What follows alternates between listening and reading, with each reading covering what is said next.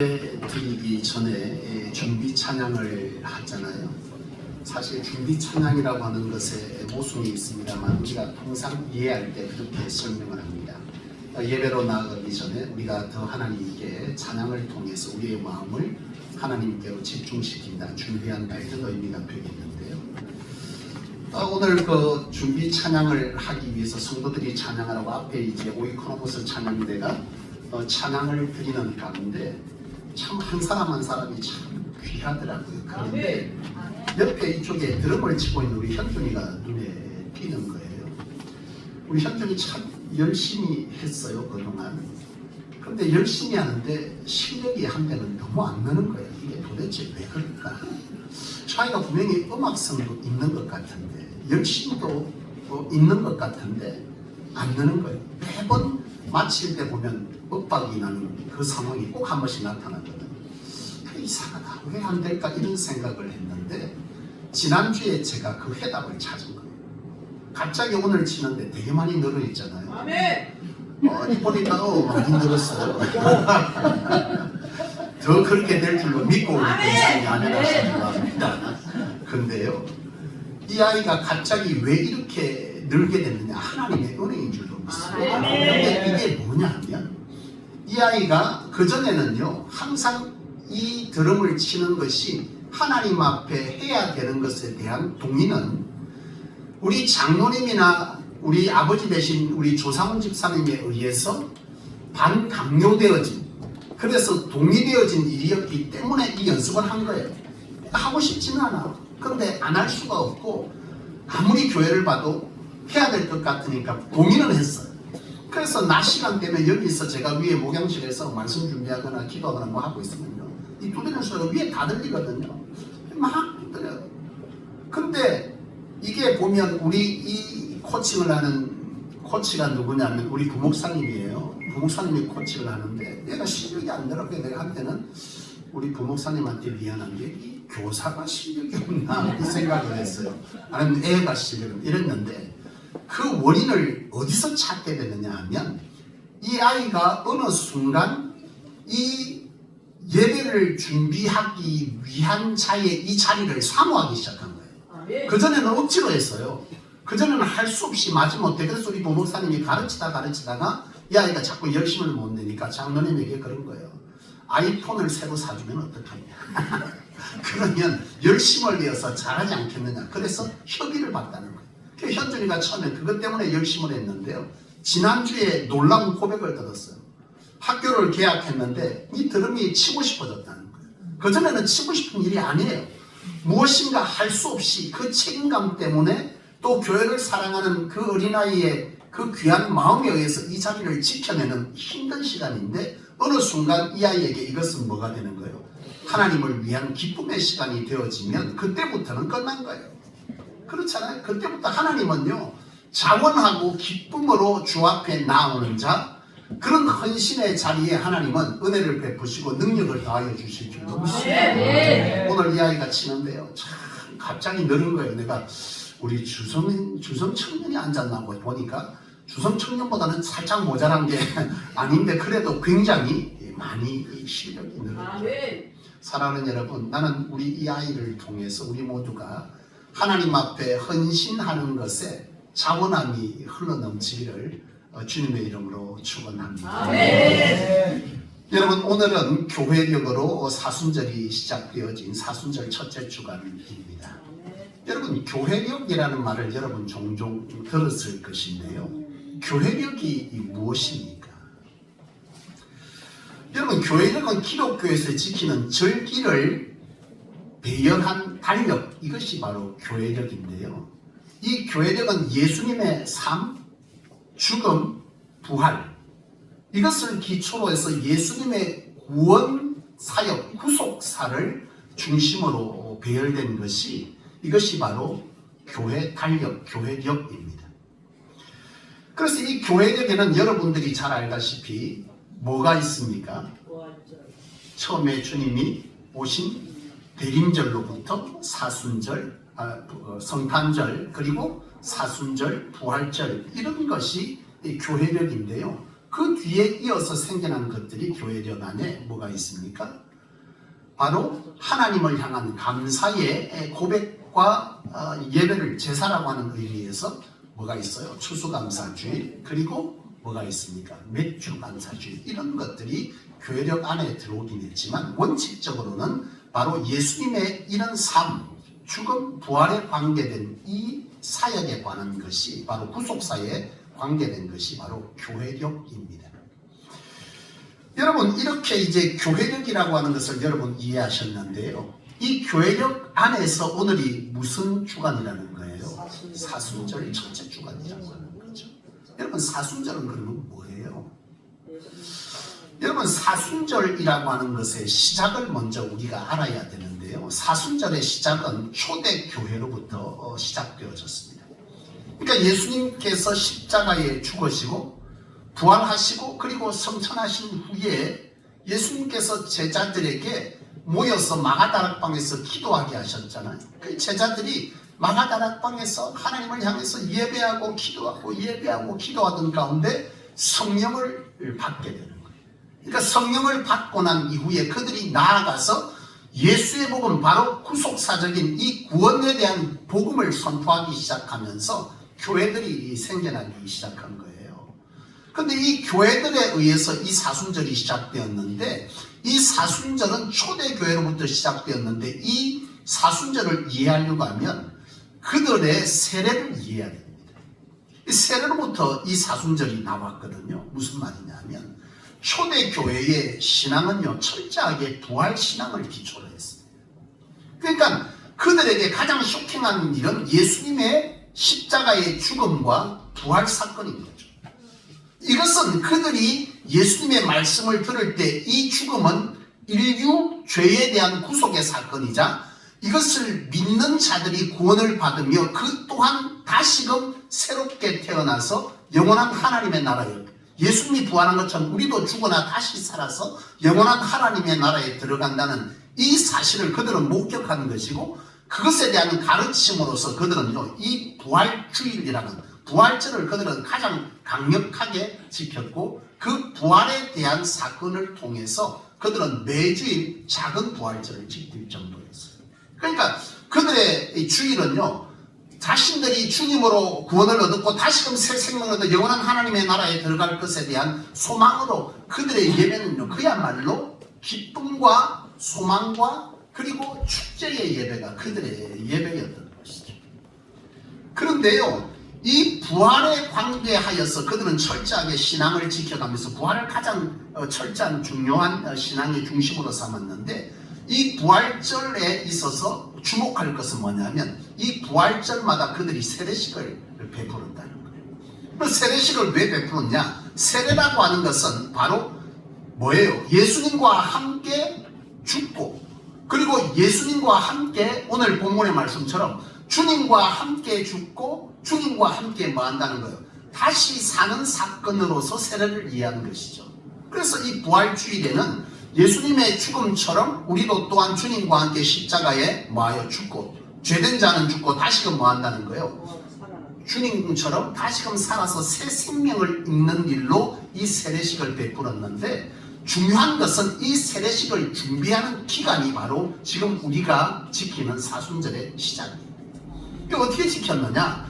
처음 이 사순절은요, 시작은요, 바로 이 부활주일 이틀 전이었어요. 그러니까 성금요일부터 금토 이틀 동안 세례를 받는 사람은 이틀 동안 금식을 시켰습니다. 그러니까 금요일 아침부터 토요일 주일 아침까지 오롯이 금식을 해야 했습니다. 금식하고 자신의 죄를 뭐 하는 거예요? 회개하고 참회하며 주님에게 모든 죄를 뭐 하는 거예요? 주님이 우리를 담당하신 것에 대해서 고백하면서, 그리고 부활절 새벽 닭이 울면 토요일 전부터 주일 새벽까지, 금식 후에 토요일 밤부터 주일 새벽까지는 철저하게 그들이 철야를 했어요. 밤샘 기도를 한 거예요.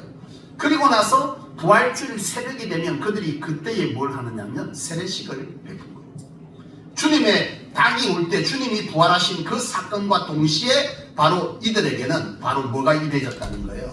강에 나가서 세례식이 됐는데, 그때는 침례로 세례식을 베푼 거예요. 그러니까 침례는 뭐예요? 사람이 온전히 몸을 물에 넣었다가 다시 건져내는 이런 세. 지금 우리가 하는 약식이잖아요. 뭐 하는 거 성수를 머리에 붓고 하는 것은 약식인데 원래 이 세대 초대교회 전에는 바로 침례였습니다. 그러니까 강에 온전히 사람을 넣었다가 양쪽에서 두 사람이 잡고 넣었다가 다시 들어올리는, 이거 다시 뭐 무슨 의미겠어요? 바로 물속에서 과거에 죄된 나는 죽고 바로 예수님에 의해서 우리의 죄는 사해졌고 주님과 함께 새 생명을 입어서 뭐 했다는 거예요? 다시금 살아난다는, 바로 이 부활 사건에 관계하여서 이런 침례를 베풀었던 거죠. 그러니까 이 사순절이라고 하는 것은 원래는 예수님이 무덤 속에 있던 40시간, 이 40시간을 준해서 초대교회는 그것들을 통해서 이 사순절이 지켜졌던 거예요. 무엇을 위해서? 세례를 위한 준비 기간으로서 자신을 돌아보고 참회하고 회개하고 주님으로 다시금 뭐하는 거예요? 소망 가운데 부활하는 이 사건으로서의 이 준비 기간이 바로 사순절의 시작입니다. 근데 지금 우리는 사순절을 어떻게 40시간 지키나요? 어떻게 지킵니까? 40일 동안 사순절을 지키거든요. 그럼 이 40시간이 어째서 40일이 됐느냐는 거죠. 이것은요, 바로 주 325년도 니케아 종교회의가 있게 되는데요. 이 종교회의에서 이 40시간을 예수님이 광야에서 40일 동안 금식하며 뭐한 시간? 고난받은 이 고난의 시간을 의미를 부여하여서 이 40시간을 뭘로 한 거예요? 40일로 하자는 결의가 되었어요. 그래서 이 40시간이 이 니케아 종교회의 325년으로부터 지금 우리가 지키는 40일로 바뀌어졌어요. 그래서 이제 우리는 뭐 한 거예요? 40시간이 아닌 40일 동안 이 사순절을 지키게 된 것이죠. 그런데요, 초대교회의 이 사순절은 바로 금토일 사이의 준비기간으로서 무엇이 강조되었었어요? 그것은 바로 참회와 회개, 그리고 부활을 만든 소망으로서의 이 사순절이 지켜졌는데, 이 니케아 회의 이후 40일이 되어지면서 거기에 또 다른 의미가 부여되었는데, 그것은 예수님께서 금요일 바로 이 십자가에 잡혀 죽기 전에 마지막 날 밤에 제자들과 함께 뭘 했습니까? 성만찬을 했잖아요. 성만찬을 하시면서 제자들에게 떡을 떼시고 포도주를 나누시면서 세족식을 거행하셨는데, 그때에 예수님께서 제자들에게 어떤 말씀을 하셨느냐면, 너희는 서로 뭐하라? 사랑하라. 새 계명을 주신 것이죠.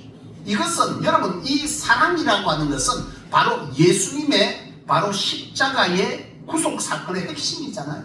그래서 이 이후에 이 40일로 이 사순절을 지키면서 전에 말씀드렸던 우리의 삶의 참회와 회개와 함께 그 이후부터 무엇이 함께 더해졌느냐 하면 용서와 화해하는 시간으로서의 이 사순절이 지켜지게 되었다는 것이죠. 여러분, 그래서 이제 이 사순절은 바로 이와 같이 지켜지게 되었는데, 문제는 뭐냐 하면 지금 전 세계적으로는 한국 교회가 이 사순절을 지켜 행할 때에 이 사순절의 핵심인 이 여러 가지의 핵심 중 일부분만 강조되어지고, 오히려 이 사순절이 생겨난, 그리고 니케아 회의 이후에 많은 회의들을 거쳐서 결정된 바로 용서와 화해, 그리고 참회와 회개라고 하는 소망 가운데 부활을 맞는 이 사순절의 의미가 퇴색되어지고, 오히려 다른 것이 이 사순절에 강조되는데, 그것이 뭐냐면 고난의 동참이라고 하는 것이 많은 교회들에 의해서 강조되어지는 것이죠. 그래서 여러분, 이 사순절이 되면 전 세계적으로 믿음을 가진 자들이 주님의 고난에 동참하겠다고 고난의 동참의 의미를 갖고 거기에 동참하는 이들이 소개되는데요, 정말 놀라운 분들도 있어요. 이 40일 동안 매일 빠지지 않냐고 매일매일 주님이 오르셨던 골고다 언덕을 무릎으로 오르는 사람들도 있어요. 40일 금식을 하는 분들도 있습니다. 왜요? 주님의 고난에 뭐 하겠다는 거예요? 동참하겠다는 것이죠. 그런데 여러분, 이러한 고난의 동참이 우리 한국 교회에서도 이 사순절에 굉장히 강조되죠. 어떻게 강조됩니까? 40일 특별 새벽 기도회 라고 하는 것이 생겨난 것이죠. 그러니까 평소에 새벽 기도 안 하지만 이 40일 동안은 주님의 고난에 동참하고자 하는 그리스도인, 성숙된 그리스도인들이라면 이 40일만큼은 새벽 제단을 쌓고 주님의 고난에 동참하자라고 하는 것이죠. 그리고 교회마다 이 고난에 동참의 방법으로 여러 것들이 강조되었는데 그 중에 한국교회에서 한참 한때 했던 것이 있어요. 바로 미디어 금식입니다. 미디어 금식이 뭐예요? 40일 동안 TV 보지 않는다. 그리고 핸드폰 하지 않는다. 컴퓨터 게임 하지 않는다. 이거를 뭐 하겠다는 거예요? 안 하겠다는 거예요. 금하겠다는 거예요. 그것을 하지 않겠다. 이것을 하지 않는 이유는 내가 평소에 주님보다 사랑했던 것들을 바로 이 기간만큼이라도 뭐 하자는 거예요? 내려놓고 주님의 그 고통에 함께 동참하자라고 하는 것이었어요. 그리고 다른 방법으로 우리가 평소에 즐기던 음식이나 또는 우리가 평소에 굉장히 즐거워하던 그 일들을 이 고난주간만큼은 뭐 하자? 하지 말자 라고 하는 것에 고난의 동참이라고 하는 것에 이 강조가 지금 한국 교회 안에서 굉장히 성도들에게 유행되어지고 거기에 이 사순절을 집중시키는 경향들이 굉장히 강하다고 하는 것입니다. 그런데요 여러분, 우리가 분명히 기억하고 되새겨 알아야 될 것은 뭐냐면 사순절의 시작은 고난의 동참이 아니라 사순절의 의미는 고난의 동참보다 어디에 더 큰 의미를 두고 있다는 거죠? 예수님과 하나됨이라고 하는 것이죠. 주님과 함께 십자가에 죽고, 과거에 나는 죽고, 그리고 나는 주님과 함께 뭐 한다는 거예요? 다시 새 생명을 얻은 자로 거듭난다. 아멘. 그래서 이 사순절의 기간의 원래 의미는 이 40일 동안 뭐 하는 거예요? 주님의 고난의 동참도 중요하지만 더 중요한 것은 내가 주님과 함께 하나 되어 새 생명 얻은 자의 삶을 살았느냐, 나는 어떤 존재이냐라고 하는 바로 그리스도인의 정체성의 회복이라고 하는 것이 이 사순절에 사실은 있어야 하는 거죠. 나는 예수로 죽고 예수로 다시 산 새 생명을 얻은받은 자가 누구라는 거예요? 그리스도인된 나라는 거죠. 아멘. 그래서 내 삶에 지금 주님과 함께 죽고 새 생명을 얻은 자의 삶을 내가 가지고 있느냐 라고 하는 것을 이 사순절 동안 돌아봐야 되는 거죠. 죄되고 망가지고 깨뜨려지고 실패되어진 내 인생, 그런데 이 사순절 동안 그런 인생이 이 사순절 동안 철저히 주님 앞에서 내 실패를 주님과 함께 뭐하고 내려놓고, 주님 앞에 내려놓고, 죄로 물들어진 내 인생의 모습을 주님 앞에 내려놓고, 그리고 그것을 다 십자가에 뭐하고 주님처럼 죽이고 다시금 주님으로 부활하여 새 생명을 얻은 자의 모습을 회복하는 기간이 바로 이 사순절 기간이 되어야 한다는 거죠. 아멘. 그리고 이 사순절 기간은요 철저하게 뭐하는 기간이어야 한다는 거예요? 용서와 화해의 시간이 되어야 한다는 거죠. 분명 하나님, 예수님께서는 우리에게 말씀하셨습니다. 너희가 내게 예배하기 전에 형제와 먼저 뭐하고요? 화해하고 내게 와서 예배하고 예물을 드리지. 너희가 진정 나를 사랑하느냐? 너희가 나를 사랑한다면 눈에 보이지 않는 나를 사랑하기 이전에 눈에 보이는 뭐부터? 형제부터 사랑하고 그리고 나를 사랑한다 말해야 할지니라. 여러분, 우리 안에 이 사순절은요 단순히 고난의 동참이라고 하는 것으로 끝날 것이 아니라 그것보다 더 중요한 것은 바로 예수 그리스도로 새 생명 얻은 자의 이 형상과 모습을 회복하는 것에 그 초점이 맞추어져야 된다는 거죠. 아멘. 주님 없이 살아온, 주님 없이 살아온 내 삶의 실패들, 그것들이 주님 안에서 다시금 뭐하는 거예요? 회복되는 시간. 아멘. 그런 삶을 철저하게 주님 앞에서 내려놓고 회개하고 다시금 주님 앞에 내 삶을 내어드리는 시간. 그래서 주님과 함께 새 생명 입은 자로 주님의 도우심을 따라 주님의 역사하심을 따라 지금까지의 삶이 아닌 하나님으로 되어지는 인생, 바로 이것이 바로 부활의 첫날에 우리가 회복해야 될, 그리고 이 사순절에 가져야 될 우리의 삶의 자리인 것이고, 내가 용서하지 못하고 내가 화해하지 못한 자들에게 이 예수 그리스도가 십자가의 죽으심으로 죄된 우리와 하나님을 화목케 하셨듯이, 그리고 내가 너희를 사랑한 것처럼 너희도 서로 사랑하라 하신 이 새 계명을 주신 이 계명을 따라서 오늘 우리가 그 은혜를 입은 자로서 바로 이 사순절은 내가 용서하지 못하고 화해하지 못한 자들에게 그리스도의 손을 내밀어서 내가 그들과 화해하고 다시금 용서하는 시간을 갖는 것으로서 이 사순절을 우리가 지켜갈 때에 아멘. 우리가 비록 그때 미디어 금식을 하지 않았다 할지라도 미디어 금식을 안 하는 자보다 하나님이 보실 때 훨씬 이 사순절을 잘 지켜가는 사람입니다. 아멘. TV 몇 시간 안 보고 여러분 기도 몇 시간 더 안 해도 우리 안에 우리가 먹던 음식을 즐거움으로 먹어도 우리가 중요한 것은 이것을 여러분 이룰 수 있다면 하나님은 오케이인 거죠. 아멘. 여러분 주님께서 우리에게 진짜 원하는 건 내가 고통당했으니 너희도 고통당하라가 아니죠. 내 고통이 너희에게 그 자유함을 주기를 주님은 원하셨던 것이죠. 아멘. 다만 우리가 이런 미디어 금식이나 여러 가지 것들을 통해서 주님의 고난에 동참하는 이유는 바로 여러분 내가 그와 같이 고난을 당해본 자가 그 주님의 고난의 가치를 아는 거죠. 그런 점에서 이 고난의 동참은 정말 필요한 것이지만 진정한 주님의 고난의 의미는 우리로 하여금 이루고자 하는 것은 바로 주님으로 새 생명 얻은 자의 삶을 회복하는 것이죠. 주님의 사랑을, 회복의 사랑을, 용서의 사랑을, 화해의 사랑을 입은 자의 형상을 회복하는 시간으로서 이 사순절을 보내는 것이 훨씬 주님이 우리에게 원하시는 것이 아닐까 생각합니다. 아멘. 사랑하는 여러분, 그렇습니다. 우리는 지금 사순절을 지났는데요. 이 40일 그저 지나가는 매년 오는 사순절이겠지만은 초대교회 성도들은 이 사순절이 되면요, 이 새롭게 세례받는 자들과 함께 모든 성도들이 함께 금식하고 함께 기도하고 또 그 시간을 통해서 자신들의 이 세례받을 때 그 감격을 또 주님과 더불어 다시금 하나 되는 시간들을 그렇게 가지면서 그들은 신앙의 성숙을 가져갔거든요. 우리 사랑하는 성숙의 성도 여러분, 사순절 그냥 보내시지 마세요. 아멘. 이 사순절을 하나님 안에서 무너지고 깨뜨려진 여러분들의 인생의 자리가 있고 실패의 자리가 있고 또 여러 가지 아픔의 자리가 있다면 이 사순절에 주님 앞에 철저하게 나를 내려놓고 주님 없이 살아온 내 삶에 대한 것들을 주님 앞에 내려놓으며 주님으로 새 생명을 얻은 자의 삶을 회복하는 시간을 여러분 가지시기를 축복합니다. 아멘. 또한 우리 안에서 정말 용서와 화해의 역사들이 여러분들의 가정에서부터 여러분들의 직장에서부터 그리고 화해와 용서가 필요한 이 시대의 여러 사건들 앞에서 이 어려운 정국 앞에서 우리 모두가 하나님 앞에서 화해와 사랑으로 그 사건들을 바라볼 수 있는 그런 우리 안의 사순절이 될 수 있기를 주님의 이름으로 축원합니다. 아멘. 기도하겠습니다.